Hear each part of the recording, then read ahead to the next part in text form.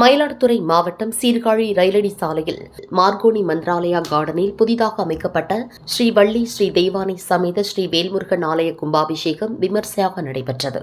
வேல் வடிவில் அமைக்கப்பட்ட ஆலய மண்டல பூஜைகள் தொடர்ந்து நடைபெற்று வந்த நிலையில் இன்று மண்டலம் பூர்த்தி விழா விமர்சையாக நடைபெற்றது. புனித நீர் கொண்ட கலசங்கள் வைக்கப்பட்டு சிறப்பு யாகம் நடத்தப்பட்டு பூர்ணாகுதிக்கு பின் சிறப்பு அபிஷேகம் நடைபெற்றது. முன்னதாக ஸ்ரீ வள்ளி ஸ்ரீ தெய்வானை ஸ்ரீ வேல்முருகன் சுவாமிக்கு மாப்பொடி, மஞ்சள் பொடி, திரவிய பொடி, பால், சந்தனம், பஞ்சாமிர்தம் உள்ளிட்டவைகளை கொண்டு சிறப்பு அபிஷேகம் மற்றும் மகா தீபாராதனை காண்பிக்கப்பட்டது.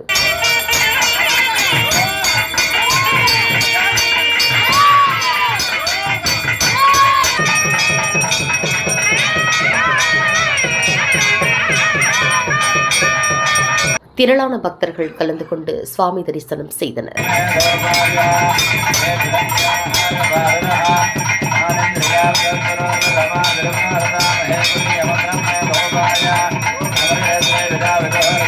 தொடர்ந்து பக்தர்களுக்கு அன்னதானம் வழங்கப்பட்டது.